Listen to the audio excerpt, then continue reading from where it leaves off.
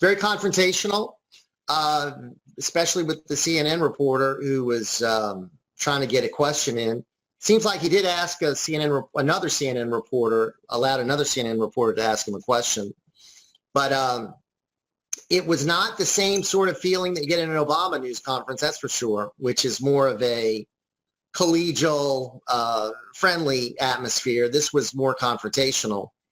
And I think that's going to be the way it's going to be for his tenure. So my impression is that maybe he's not going to do a lot of these press conferences. I think he's got utter contempt for the media, most of the media.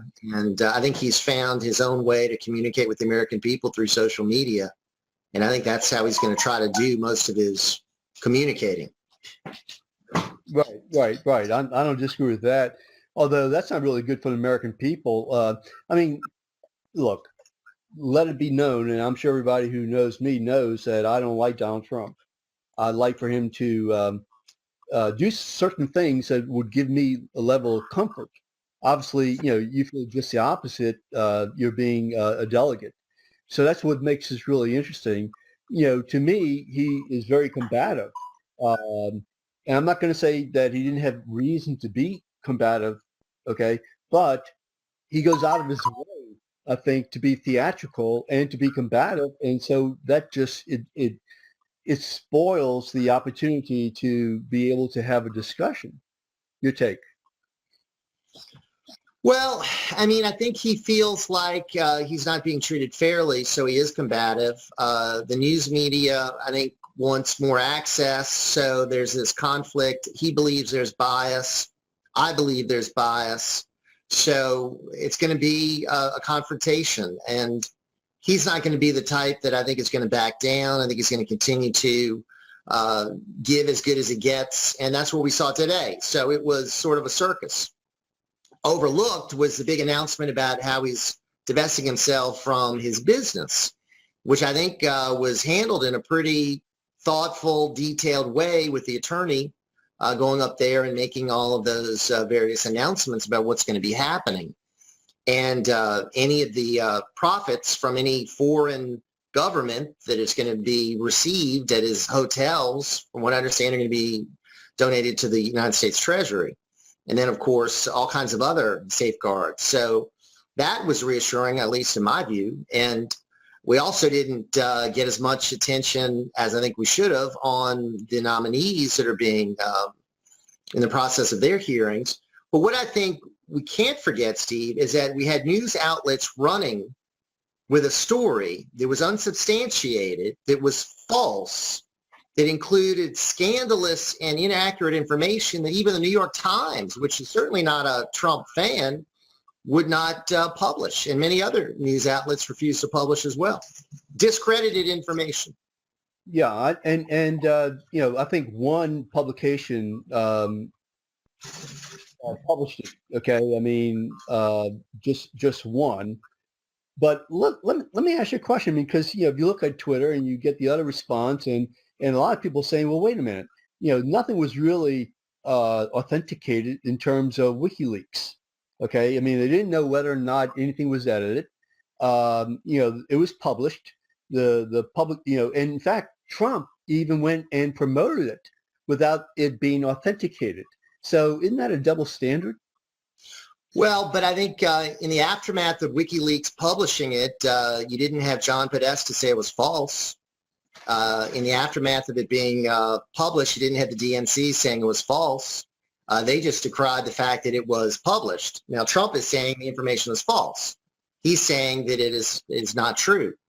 So that's a big difference. And I do think when we're talking about someone who is our president-elect, I think there is some sort of responsibility from American journalists, which has a different standard than WikiLeaks, to verify, don't you think? And bird dog information, to check sources and to make sure something is accurate before publishing it? I think they did. And there was just one publication that decided to run the story. Everybody else waited or talked about how this thing happened, but didn't come up with the salacious information.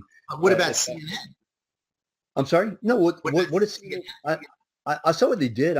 To tell me what they did that justified Donald Trump, insulting them and pointing their fingers at them. So what did they do wrong? Well, I mean, I don't regularly watch CNN, but I mean, from what I understand, I mean, they talked about it, they covered it, they had erroneous information, I think, about his attorney going to Europe and I guess meeting with Russian representatives, and it was the wrong man. It wasn't his attorney that was there. So I don't know if they've apologized and made a correction for that. I'm not sure. Okay, so let's assume the attorney thing in terms of Cohen. Yeah, I mean, they got that wrong. Deal. That's Donald Trump's one of his top associates, and they're running with the story that he met with Soviet or Russian representatives, and it wasn't true. Trump checked his passport. I mean, it's not the same Michael Cohen. Sure, no, they pardon me, they got that wrong. That's a big deal. That's a big deal. Well, okay, so let me ask you a question. Who has a greater burden, to be honest with the people, the president-elect and the president of the United States, or the media? I mean, we should have a mutual burden. I think everybody's got a responsibility to be as truthful as possible with the American people, our politicians, the media, everybody.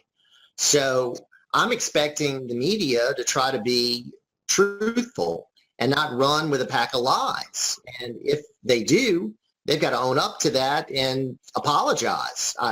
Again, I don't know if CNN has apologized for it. They should. But you would also say that Donald Trump has an obligation to not engage in hyperbole, not engage in making false statements. I mean, you would also agree with that, right?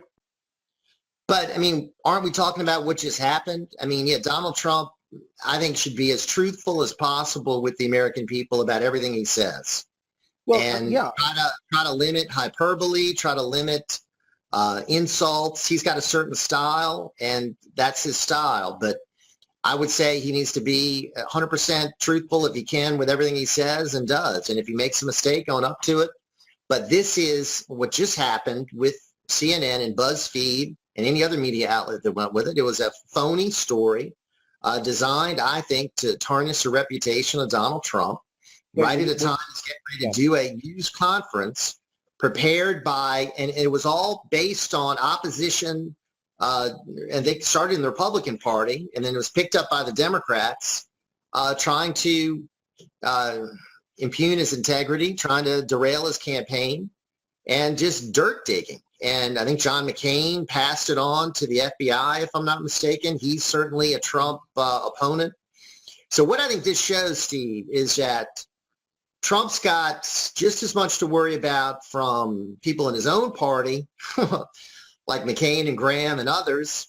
And I saw Marco Rubio questioning Rex Tillerson today. It certainly was not easy questioning. He certainly is not a fan of Rex Tillerson. So I think Trump's got opponents all over the place that he's going to have to deal with. So this is a whole unprecedented type of presidency we're facing.